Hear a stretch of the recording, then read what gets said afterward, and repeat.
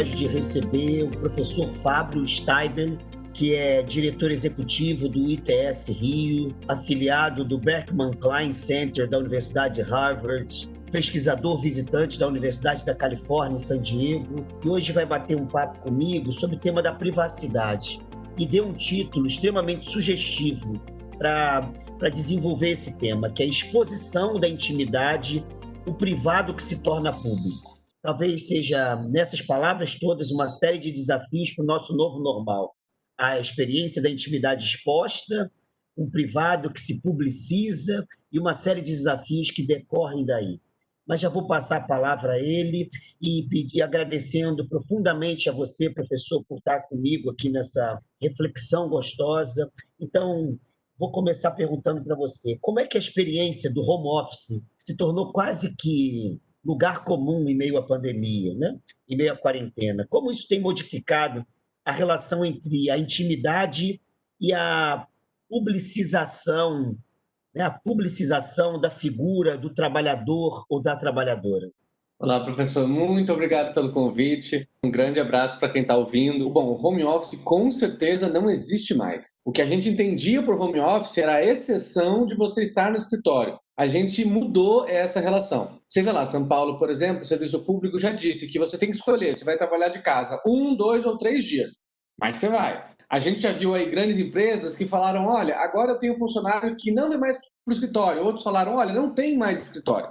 E a gente viu o aumento de preço de aluguel de apartamento com 3 ou 4 quartos. Ou a gente viu pessoas daqui a pouco indo para a praia, indo para a serra, indo para esses outros lugares. Então, o que a gente entendia por home office, eu acho que se reconfigurou bastante. Talvez a gente deva chamar agora de office home, né? Onde você tem realmente esses dois lugares sendo convivendo ali. E isso tem um impacto muito grande para a privacidade. Quem está me escutando, por exemplo, agora não está vendo, mas eu estou mostrando o quarto onde eu cresci. E só essa informação ela já é radicalmente diferente do que você poderia saber de mim por saber onde eu estudei, onde eu trabalho. Outra informação que a gente tem agora, né? Como é que você se veste, como é que você se porta visualmente, né, numa reunião online, que não é nova, desde 98 a gente tem isso. Só que a gente sempre fazia elas de dentro do escritório, no máximo ali no carro, indo para um lugar ou outro. E agora é comum as pessoas estarem sem sapato fazendo reunião. Isso é uma experiência diferente. Quem tem lojas, a Zara, Magazine Luiza, etc., já viram ali pela sua inteligência artificial de que o padrão de compra mudou. Porque batom, por exemplo, é uma coisa que você ainda compra, mas diferente da outra. Não tem aquela compra por impulso, né? Sapatos, por exemplo, é uma coisa que você sai menos na rua. Depois do Covid, eu acho que a gente vai voltar a ter uma experiência da cidade. Mas o centro não vai ter a mesma quantidade de pessoas, vai ter menos, principalmente para o escritório público, tipo Rio de Janeiro, né? Nós teremos menos pessoas significam menos negócios, menos transporte, mais desafios e por aí vai. Então eu acho que a gente expôs essa privacidade nossa muito mais agora. E não foi planejado. Era o que tinha para hoje, né? A gente teve que se adaptar. E aí, quando a gente fala aí do tema do podcast, né, dessa privacidade, tem uma metáfora muito boa que eu gosto de lembrar, que é a lista telefônica. Aquele livrão de papel que chegava na sua casa, que distribuíam, que você precisava para encontrar o telefone. Na lista telefônica tinha seu nome, seu endereço e seu telefone. Quem aí coloca em todo lugar essas informações, né? Quem aí entra numa call dizendo, eu moro na rua tal, meu telefone é tal e meu nome inteiro é tal? Ninguém. Quando a gente imprimia em papel, a gente não imaginava que aquela informação pudesse ser utilizada para outro fim. E aí você teve ali em 2014, você teve Fone Dados, que foi um dos primeiros sites que bombaram vendendo seus dados pessoais com dados chupados, raspados nesses sites.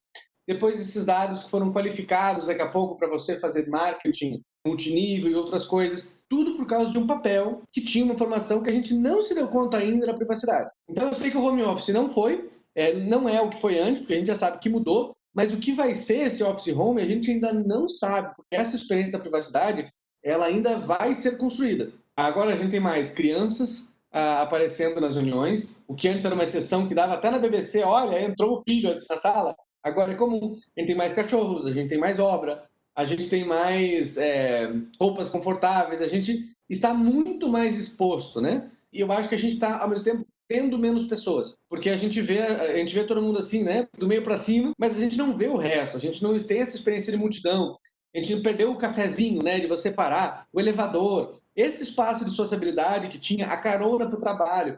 Esses espaços de sociabilidade, eles são conhecidos pela sociologia, eles serem muito importantes para a nossa experiência de cidadania, experiência de cidade. E agora a gente está experimentando outras formas de sociabilidade. Eu tenho certeza de que é uma experiência nova e que a gente vai compreender daqui a um tempo. Professor, eu vou te contar uma experiência e fazer a pergunta em seguida que tem a ver com o que você disse. Eu tenho dado todos os cursos meus aqui, online, todos, sem exceção. Então, eu viajava para São Paulo toda semana, estou aqui e estou, nesse ponto, eu estou me amarrando na experiência. E aí, eu estava com um short, uma blusa como eu estou agora, um short e tal, e subi, eu estou na sala, falando na sala, eu subi aqui atrás, tem umas estantes com livros aqui na sala, e a biblioteca fica lá dentro do quartinho. Mas eu falei, tem um livro aqui atrás que eu quero mostrar para vocês, e subi aqui atrás, no sofá, retirei o livro, e aí quando eu mostro assim, tá no chat, assim, eles me chamam lá em São Paulo de Alê. Alê tá de cueca samba canção. Aí, eles achavam que eu não estava vendo e tinham 1000 comentários e era um short que eu tinha ganhado. Eu falei, isso aqui é short, não é não, é short, não é não. Aí eu tive que ficar em pé, em cima da cadeira, mostrar aqui na câmera, para o pessoal perceber que aquilo era um short, cara. E aí eu notei que eu realmente estava exposto de uma maneira que eu nunca tinha pensado, né? Quer dizer, as pessoas estão discutindo se é short ou se é cueca samba canção, né? E com isso, eu queria te fazer uma pergunta bem, bem óbvia, assim. Qual o perigo que há nessa fusão casa-trabalho? Que perigos há, seja para a subjetividade, seja para relações afetivas? A gente começa a ficar com medo. O que eu estou vestindo? As pessoas vão me ver por baixo? E se eu levantar? Se meu filho passar gritando aqui, pedindo socorro? Quais são os perigos da fusão? Ótima história, excelente. E pensar que, assim, no início do século, você estar em público trabalhando era você estar de chapéu, terno de 3 peças, no Rio de Janeiro, em Angola, aonde você tivesse calor que fizesse, você tinha que estar com aquele kit completo, sapato, para estar em público. E agora a gente pode estar ali dialogando sobre samba canção, um shorts pequenininho. Isso é muito mais inclusivo, não parece, mas isso é muito mais inclusivo, porque a roupa, ela é uma barreira para você participar do público, né? Tinha uma pesquisa lá atrás que mostrava como os shopping centers de Curitiba eram menos inclusivos do que o do Rio de Janeiro. Porque no Rio de Janeiro, um shortinho, um top, você está bem vestido, você está dentro das normas. Em Curitiba, que fazia frio, você precisa de um casaco, você precisa de uma bota, sabe? Você precisa de uma calça de couro. E isso daí é um poder aquisitivo elevado, né? Então, olha que interessante essa questão. Bom, agora você tem internet, né? 70% da população tem, mas a gente sabe que é um custo embutido aí. Eu acho que nessa questão dos riscos envolvidos,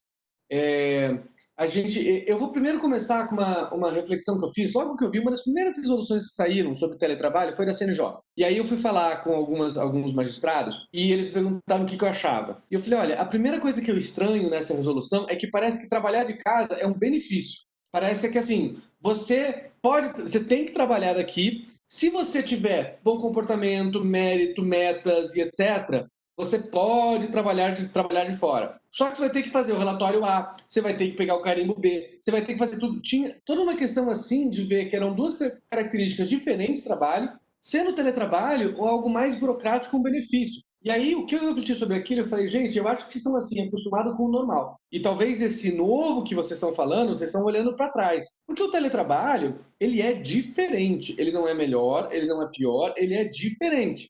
Então, por exemplo, o fato de você gastar menos tempo no trajeto te permite de você dedicar mais tempo trabalhando. O fato de você não estar no lugar de trabalho dificulta você fazer o ponto. Agora, o fato de você estar no seu ambiente de casa facilita o fato de que daqui a pouco você vai fazer uma compra, ou receber uma criança, ou corrigir uma lição e trabalho. E aí eu acho que a gente tem um aprendizado aí institucional de entender qual que é o objetivo de trabalho, como é que a gente regula ele, qual que é essa lógica. E isso é muito difícil, principalmente quando você, falando de sociologia weberiana, né, quando você criou instituições que pensam muito no controle, né? Eu preciso da regra. Eu lembro no ITS, uma vez que a gente fez essa reflexão, o pessoal falou, Fábio, a gente precisa de regra por horário de entrada e saída, porque a CLT e tudo mais. Eu falei, a gente tem um problema de horário de saída? A gente tem um problema das pessoas trabalhando mais ou menos? Ou é uma questão de bom senso? É minoria ou maioria? A gente viu que era uma micro-minoria que tinha essa dificuldade. Eu falei, gente, não vamos criar uma regra para a minoria, vamos criar regras para a maioria. Então, com essas pessoas de minoria, a gente conversa A gente fala, a gente adequa, mas não vamos criar uma regra. Quando você fala de serviço público, quando você fala de grandes corporações, é difícil, porque são relações muito impessoais, você precisa de regras claras, você tem uma judicialização das relações de trabalho e tudo mais, né? Então você tem muito menos flexibilidade de ambientes mais ágeis que são menores. E aí, quando a gente entra com esse teletrabalho, com esse home office, digamos assim, aquele molde que a gente criou para entender as relações de trabalho, ele se torna, não obsoleto, mas ele se torna uma camisa de força. Porque é diferente. Ainda é trabalho, ainda é tudo que a gente sabe de trabalho, mas ele exige, eu diria, uma flexibilidade maior. Então, por exemplo, perguntas que a gente teve que lidar no começo desse processo. Tá, mas de quem é o custo da internet em casa? Porque no trabalho eu te ofereço computador, eu te ofereço internet, eu te ofereço várias coisas. E no espaço do home office, eu tenho a mesma obrigação enquanto empregador ou está implícito? Ou é um benefício e você vai arcar com isso, né? Como é que a gente lida daqui a pouco? Porque você tem a licença saúde. A gente vai ter que ter licença internet, né? Caiu a internet na sua casa, você não pode trabalhar. Mas você não pode trabalhar por força maior ou você está responsável por recompor aquilo de alguma forma, né? Como se fosse uma falta sem justificativa. Essas são questões que, com bom senso, elas se tornam muito simples. Mas quando a gente pensa numa escala, envolve uma reflexão. E aí eu acho que esse office home ele tem que ser endereçado com duas coisas. Um é governança e o outro são processos ágeis. E são palavras que não são sexys, parece que nem tem a ver com tecnologia e com office home. Governança significa que a gente tem que pensar como a gente cria as regras, como a gente coloca as pessoas para pensarem sobre regras. Então, possivelmente, se a gente cria uma regra para um procurador, para um magistrado, a gente tem que lembrar que tem uma equipe administrativa. A gente tem que lembrar que tem uma equipe que tem um tipo de contrato, outro tipo de contrato. E aí a regra ela vai ter que abarcar isso. A melhor forma de você fazer isso é tendo órgãos de governança, processo de governança que tenham um processo de escuta, pelo menos. Para você, pelo menos, enxergar a diversidade que existe lá. Vou dar um exemplo do próprio ITS. De todos os funcionários que eu tenho uma pessoa que não pode trabalhar. Por quê? Porque ela trabalha na limpeza, o escritório está fechado. Então, eu não tenho como empregador dar condições ela trabalhar, eu não tenho como dar condições seguras. O resto da equipe eu pude mandar para o office home. Mas como você faz limpeza em office home? Eu vou exigir da pessoa uma atividade diferente do que ela tem? Então, vejam que com governança fica mais fácil. E o segundo, eu acho que são processos ágeis. A ideia de processos ágeis são regras que você faz pequenos ciclos de inovação e você vai aprendendo com elas, você vai mudando a resposta ao longo do trajeto. Então, em vez de você botar uma resolução e falar cumpra-se, você fala, olha, essa é uma resolução piloto, vamos tentar com um departamento.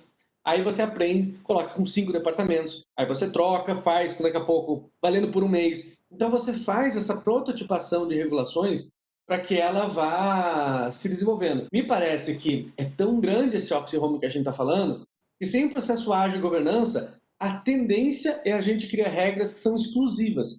Não porque a gente quer, não porque é intenção, mas porque é um limite do design. Você faz algo de um ponto de vista, e são diversos, e você faz algo com muito grau de incerteza, enquanto você deveria ter quebrado esse grau de certeza em graus menores para errar menos, digamos assim. Então, eu acho que sobre privacidade, eu acho que tem uma grande lição aí para a gente aprender, mas todo o arcabouço institucional de regulação vai passar por uma transformação. Sem falar na cultura organizacional, né? Porque você está ok de você estar trabalhando do escritório e seu colega estar de outro lugar? Você está ok, né, Alexandre, no seu exemplo, né? De alguém estar dando uma aula com conteúdo riquíssimo, mas estar de shorts? Você está ok de estar vendo a casa da pessoa atrás e de estar espiando que livros ela vê, né? O que ela pensa, qual é a cor da parede, né? Se tem criança, se não tem. Esse grau de intimidade a gente não tinha antes. Você entrava numa reunião de terninho, saía de terninho, ninguém sabia, entendeu? Que você, em algum momento, usava shorts. E agora essa faz parte. A gente vai preparar as casas para ter esse espaço de web, né? Então, da mesma forma que a gente criou o espaço nas casas de trabalho, né? Que ele não tem uma cama, se possível ele tem uma mesa, ele tem um pouco mais de privacidade sonora, ele tem essa ideia de não posso agora, estou trabalhando, ele tem essa experiência de isolamento ali. Eu acho que a gente vai criar essa experiência de bolha do web, né? Alguns vão trocar seu computador bom, já troca o fundo atrás, ainda fica estranho, mas alguns acham melhor. Outros vão encontrar aquele ângulo da casa que parece que você é inteligente, e aí você sabe, você mostra um pedaço da casa que você quer, aquela coisa meio Instagram, meio influencer e tal. Outros vão fazer da onde dá, porque é isso. E eu acho que a gente está aprendendo. Mas a pandemia, ela abriu uma sequência de mudanças, e veja que não é tecnologia. O que a gente está fazendo hoje daria para fazer desde 98. O que existe hoje é que a gente está aprendendo que é mais eficiente, mais adequado trabalhar assim, dessa forma híbrida, do que só trabalhar online ou só trabalhar offline. E isso é a lição da China em 2007. A China, quando passou pelo processo do SARS, ela fez o plano O2O, né? Online to offline. Que a ideia é que você soma, não é ou, é e. Né? Toda organização ela tem que estar preparada para os dois tipos de serviços, os dois tipos de entrada. E isso é um aprendizado. Você falou agora, eu me lembrei, cara, que eu sempre tenho dado aula, como eu estou falando aqui com você, claro, as pessoas não estão vendo a imagem, não vão ver a imagem, mas eu estou com um copinho do Botafogo. Eu sou botafoguense, não sei se é pecado, eu não sei o que é isso na minha vida, sei lá, se é karma, mas eu tenho. E aí eu tenho participado de algumas lives de estudos e de institutos de pesquisa e tal. Tinha uma delas que era sexta-feira à noite. Eu ia com meu copinho e um negocinho de amendoim. De repente, eu não sabia quantas pessoas estavam ali assistindo, às vezes eram mais de 1.000 pessoas. E aí vinha, eu não olhava o chat. E tinham 1.000 recados, todo mundo me zoando por causa do Botafogo, cara. E aí falava com um rapaz lá de São Paulo, pede para ele escalar o time do Botafogo aí, para ver se ele é botafoguense mesmo. Cara, aí começaram a me zoar tanto que eu comecei a ficar meio reprimido, sabe? Nas vezes seguintes, eu já ia com um copinho branco, meio que pedindo desculpas, né? Cara, porque, de certa maneira, tudo vai entrando, né? A gente vai rompendo uma espécie de fronteira, que é uma fronteira que parecia antes da pandemia muito bem delimitada. Então, eu queria repassar uma questão sobre isso. Como ficam essas demarcações sociais? Por exemplo, não é só público e privado, mas também as demarcações urbanas. Porque a gente está aqui na tela, eu estou falando com um camarada lá de São Paulo. Outro dia eu participei de uma live com o pessoal de Brasília. De repente, eu estou mexendo com cidades diferentes, tradições diferentes dessas cidades, sem sair de casa. Como é que fica isso, essas linhas demarcatórias entre a privacidade do lar e o meio urbano? Se de repente eu estou em vários meios urbanos, em várias cidades e ao mesmo tempo em vários lares. Olha que loucura! Como é que seria isso? A gente vai aprendendo, mas geralmente nós sempre fomos complexos e a sociedade sempre foi viva. É que a gente tem uma tendência de olhar para o passado e achar de que havia uma época de ouro ou que as coisas eram mais concretas, né? Então, ciência política, por exemplo, eles se acostumaram, nem americanos, né? Porque é onde mais surge essa lógica de explicar como as pessoas votam. Se você é de determinada região, se você tem determinada renda, você vota republicano ou democrático. E esse modelo funcionou durante muito tempo para explicar as votações partidárias, né? E fica cada vez mais complexo. Aí vão começar a falar, não, é por causa dos imigrantes, é por causa da juventude, é por causa do rap, etc. Sempre complexo, só que a velocidade de mudança ela era mais lenta. Você tinha menos exposição à diversidade. Hoje é muito forte. E aí você se dá conta que não só você sempre foi várias coisas, você foi motorista, você foi jornalista, você foi jurista, você foi cidadão, você foi pai, né? Essa ideia do direito achado na rede, essa forma de agir e pensar, de você se lembrar que você é várias coisas, e agora você é muitas. E pela internet você é mais ainda, porque você tem a sua persona no Instagram, você tem a sua persona no WhatsApp, você tem ali, em vez de ter a coleção de vinil, agora você tem a sua coleção de podcast, e aí você tem o grupo de que você fala do Copa do Botafogo, e por aí vai isso daí. O que a gente sabe é de que nós tendemos a embutir nossos valores nas instituições. Então, se tem uma coisa que é perene, são os lugares que a gente cria para serem nossos. A tendência é a universidade, por exemplo, ser mais aberta a esse tipo, normalizar esse tipo de relacionamento. As reuniões, por exemplo, vamos pensar que o espaço de reunião, a gente dificilmente tinha um espaço para uma pessoa online com 50 outras fora. Agora os espaços de trabalho, eles vão ter que ter várias dessas cabines, porque vai ser comum de você ter vários escritórios ou de você fazer com que toda reunião alguém de casa acesse. Os escritórios não estão preparados para isso. A sala de reunião é para 8 pessoas, 4 pessoas, não para uma. Eu preciso de várias. Né? Talvez 20% da força de trabalho tenha que ter uma salinha só para ela. Isso é diferente, porque a voz incomoda, o som incomoda. A gente vai ter que imaginar fusos horários, porque no Brasil a gente tem menos problemas com isso. Mas várias empresas que são internacionais já tinham aquela reunião de 3 da manhã porque alguém está na Índia ou Singapura, elas vão se tornar mais comuns, porque as tarefas vão se tornar mais redondas, né? Desculpem, terraplanistas, mas né, o globo é um desafio para esse tipo de reunião. Isso quer dizer o quê? Que num primeiro momento vai haver um grande estranhamento, um sentimento de perda, porque se está perdendo algo. Se está perdendo, sabe, a intimidade da sua casa. Você não tem mais o direito de não ligar a câmera na sua casa. Você agora vai ter que mostrar a câmera. Se você nunca convidou pessoas para sua casa ou se convidou só os seus 5 amigos, parabéns. Agora você convidou as 1.000 pessoas da reunião para verem o seu copo do Botafogo, né? Não há alternativa a isso. Só que em outras épocas a gente fez isso, né? Vamos pensar, por exemplo, no papel da mulher. Em muitos lugares, o papel da mulher era dentro de casa. Quando a mulher começa a usar calça, não, como assim usar calça? E hoje não faz o menor sentido de você fazer uma reviravolta por causa de uma calça, né? Mas essas mudanças, elas criam choques. E talvez aí, pensando assim, nos tempos que a gente vive, que não é exclusividade do Brasil não, tá? Tempos que a gente vive mesmo, essa ideia de polarização, ela tem uma ideia de você ter que amar ou odiar. Parece que é todo mundo enxaqueca. Parece que tá todo mundo assim, tem que emitir uma opinião. E nesse espaço de diversidade e de dúvida, tem um posicionamento muito importante para a gente ter, que é o acolhimento, a empatia, né, o carinho, perguntar por quê. Em vez de você simplesmente dizer, tá de shorts, eu tô vendo, né, essa coisa assim meio bullying quinta série, de você imaginar o seguinte, não, para que eu tô aqui para uma aula? Então tanto faz se tá de shorts ou não. Posso achar legal, divertido e tal, mas o mais importante é o que é a aula, né? O que é reunião? O que é o trabalho que está sendo feito? E tem um aprendizado que as reuniões online elas vão trazer, esse ambiente online vão trazer, que é de processo. Há muitos processos que se tornam mais eficientes por serem online. O clássico deles é de você escrever no mesmo documento compartilhado. Né? Aquela ideia de mandar um documento em Word e criar zilhões de versões que ninguém sabe o que tem, ou um vai lá e compila. Contratos, então, é a pior coisa da experiência do mundo, porque vírgulas importam. Hoje, né, aquela ideia de Google Docs. Não, a minha empresa ela não acessa Google Docs, não liberam acesso ao Google Docs, ou Microsoft Online, ou qualquer ferramenta dessa. Não faz sentido. A ideia que você tem, por exemplo, agora de ter hora de que a reunião inicia e acaba. Por quê? Porque é necessário você ter isso. Já era antes, mas agora você já tem mais comum de fazer isso. E essa burocracia do online, que permite uma colaboração mais horizontal e menos vertical, mais organizada, ela tem como característica uma mudança na produtividade. Então, eu acho que o impacto na cidade que a gente vai ter e no espaço público vai ser muito forte. A gente aprendeu que existe um sistema híbrido aí, existe uma forma de existir. Você vai ser online e offline. Então, pensa em escolas. Você vai estar...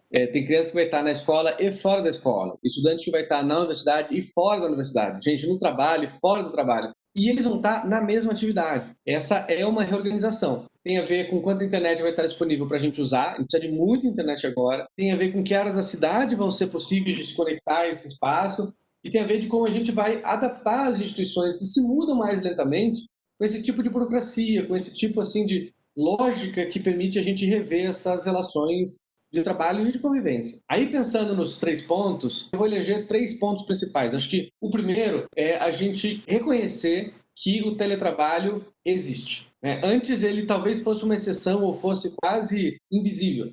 Agora ele existe, existem regulações sobre eles, existem pessoas que estão nesse tipo de rotina. Se sua instituição não tiver fornecedores que você tem estarão, ele será um normal, ele fará parte do que você existe. E isso é um desafio da gente pensar. Como endereçar isso? Eu acho que a gente tem que pensar em 2 lógicas. Um top-down, de cima para baixo, e outro de mid-down. Né, do meio para baixo. Top-down significa que a gente precisa ter regras e orientações gerais sobre como fazer. Direitos e deveres, quem são os responsáveis, a gente precisa de um plano de ação estratégico e tático para esse teletrabalho existir. Ele não pode mais ser informal, porque ele já é praticado, ele já é de fato uma realidade. E o meio para baixo, né, o mid-down, é a gente imaginar de que diferentes equipes, diferentes processos vão exigir diferentes regras. E aí a gente precisa que sejam adaptadas as regras para esses grupos. E aí é um desenho ágil realmente. Não imagino que durante o coronavírus a gente vá fazer todo esse processo, acho que vai uns anos aí, mas não há caminho para trás. Só há caminho de reconhecer o que já é. A segunda coisa que é essencial para a gente ter em mente é de que a gente tem uma tendência grande de judicialização das relações privadas. Isso significa que com o teletrabalho, com esse espaço digital, a gente tende a ter um aumento de casos grande no judiciário por causa desse tipo de relação. A solução para isso é mediação. Ajudar a sociedade a resolver conflitos sem precisar passar por todo o processo jurídico que a gente tem à disposição. Para fazer isso, eu acho que esse período mostrou para a gente a mediação online, já existe desde 2013, mas vários tribunais adotaram esses sistemas, adotaram capacitações e etc. Há uma resistência, claro, por ser parece que é um sistema menor, né? Parece que você está ali online e tudo mais, mas é muito mais eficiente, inclusive, fazer esse tipo de mediação no primeiro tratamento. Claro que não para todos os casos, mas existem muitos casos, principalmente com escala, que se resolveriam nesse tipo de solução. Eu acho que os PROCON já têm uma boa experiência aí para a gente aprender sobre que eles fizeram.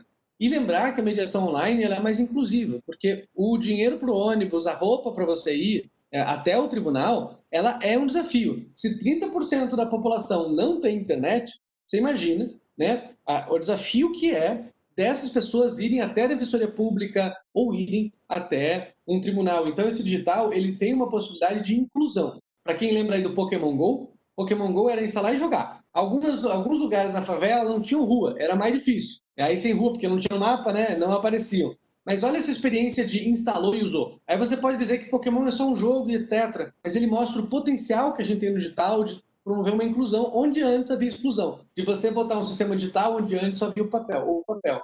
E o terceiro ponto que a gente tem que lembrar é que exclusão entra, exclusão sai. Então, 30% das pessoas não têm acesso à internet. Existe uma grande gama de pessoas que têm acesso à internet, mas ela é cara, ela é pelo celular, tem uma dificuldade de acessibilidade por texto. Tem um desafio aí da gente pensar de que nem todo mundo tem internet em casa. Então, vou dar um exemplo do ITS, por exemplo. Eu tenho 3 pessoas na equipe que, aonde elas moram, não existe internet regular boa. E aí você tem um problema que você participa sem áudio. Sem vídeo, sua voz é metalizada. Isso é uma dificuldade para você apresentar quem você é, para você participar, para você mostrar seu talento e etc. Para você participar no time, no tempo correto de você fazer decisões. Então a gente tem que ter uma aproximação a esse ponto de inclusivo. Não nivelar por cima. Quem que é o mais conectado, quem que é com mais internet. Nivelar por baixo. O elo mais fraco determina a força da sua equipe.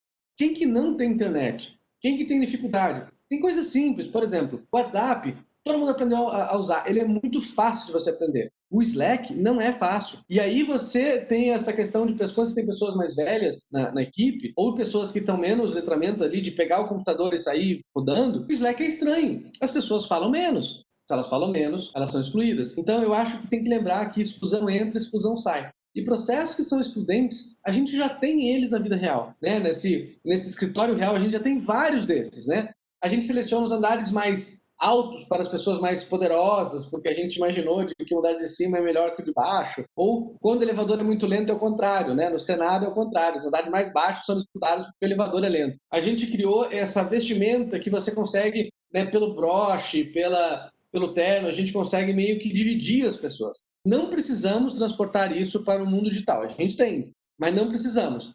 Tendo isso em mente, eu acho que pensar que o teletrabalho veio para ficar. Pensar na judicialização das relações e pensar na inclusão, eu acho que são as 3 grandes mensagens para a gente avançar nesse tema nesse momento. Professor, para a gente já ir concluindo, e se você quiser também fazer suas considerações finais, sem problema algum, eu queria te colocar 2 perguntas, fazer 2 perguntas em uma. Quais são as transformações qualitativas que você acha para o serviço público com esse novo normal tecnológico no âmbito do trabalho? E você considera que há algum avanço ou haverá algum avanço no campo social e trabalhista com esse novo normal? Ótima pergunta. Eu acho que sim. Do ponto de vista social, eu acho que você inclui a periferia, você inclui outras cidades. Então, você começa de Rio Branco, você tinha pouca chance de brigar por uma vaga no São Paulo, que é o mercado aquecido. Agora não. O que você vê no Vale do Silício, por exemplo, é de que estados não tradicionais começaram a ser mais atrativos para essas indústrias. Isso é um desafio para São Francisco, que é uma cidade cara, e os salários começam a sair dali e ir para outros lugares. Por outro lado, você tem talento que se espalha e que pode competir por essas vagas. Então, acho muito enorme o potencial de inclusão, porque a gente se esquece que a cidade ela tem uma característica de exclusão, né? A partir do momento que você tem um maior deslocamento, que você tem aluguéis mais caros para serem áreas perto do transporte público. A gente lembra que a gente é sul global e, assim, como a gente cria cidades que têm ali, sabe, uma certa dificuldade de você poder ir e vir de qualquer lugar, de você curtir a cidade de diferentes formas, você vê que as pessoas, elas geralmente curtem os mesmos bairros. Isso não precisa ser no online, né? As pessoas, elas podem ir a vários lugares. Outra coisa é a multiplicidade de conhecimento. Então, as aulas hoje, você pode ter 1.000 alunos. Você pode fazer espaços de ensino que se ficam guardados, outros podem acessar depois. É claro que há limites dessa metodologia, não é dizer que tem um método agora e tudo igual. Mas ter 1.000 alunos é genial. O ITS fez cursos que teve 2.600 alunos, 2.600 jornalistas pensando em informação e hipótese. Isso não cabe numa sala, é um pequeno mega evento, em termos físicos, né? Então, eu acho que tem um potencial muito grande para inclusão nisso que está acontecendo. Mas o que a gente não pode esquecer? Que a gente precisa pensar inclusão por desenho, né? A gente precisa forçar esse tipo de sistema. Senão a gente pode pegar o pior da internet, que é criar esses clubinhos. Daqui a pouco de você ter que ter um mega computador para ter o fundo, ou daqui a pouco de você ter que ter internet assim ilimitada para poder participar. E não precisa ser assim. Mas se a gente esquece, a gente cria esse tipo de sistema. Então, pensar que a gente vive no Brasil, é um país muito desigual, cresceu muito, a reforma das telecomunicações em 95 realmente equiparou a gente em termos de conectividade, equipamento, o resto do mundo. A gente não está atrás, a gente está no mesmo nível, pau a pau. Dito isso, existe esse exercício constante da gente pensar na diversidade e inclusão nas organizações. Então, o teletrabalho ele vai ter esse tipo de razão. E talvez uma contribuição que a gente não tem percebido ainda, mas que é enorme, é a questão de clima. Né? É a gente imaginar que quando você viaja menos, quando você se desloca menos, você está fazendo uma grande contribuição para o clima. Então, quantos órgãos, por exemplo, você tinha 2 escritórios, um em Brasília e um em São Paulo, e você viajava toda semana, né? Esse tipo de diminuição na pegada de carbono, ele é significativo. É claro que o digital tem a sua pegada de carbono, mas ele é muito menor do que você passar 8 horas em deslocamento no jato. Professor, queria agradecer o privilégio de estar aqui conversando contigo. Eu, eu me sinto, eu ouço essas coisas e falo, caramba, como eu sou ignorante ainda. Eu sou muito ignorante, é muita coisa, muita informação, é um volume de questões, de temas, subtemas que estão surgindo nesse momento e a gente é obrigado a lidar com eles e com eles exatamente pelo fato da gente estar encerrado aqui, como diria Sartre, entre 4 paredes, literalmente entre 4 paredes. E você trouxe uma série de reflexões que eu acho que extremamente poderosas, potentes, para a gente rever a nossa lida com o trabalho, com o novo normal, com a relação entre privacidade, né, publicização da intimidade, ao mesmo tempo os desafios trabalhistas que tudo isso traz. Então, eu queria agradecer o privilégio de ter estado com você nesse bate-papo. Muito obrigado, tá, meu amigo? Eu que agradeço o convite, espero que quem tenha escutado esteja agora num outro lugar do que começou, com perguntas, mais perguntas, menos respostas, e fico muito feliz se esse é o lugar onde as pessoas estão agora.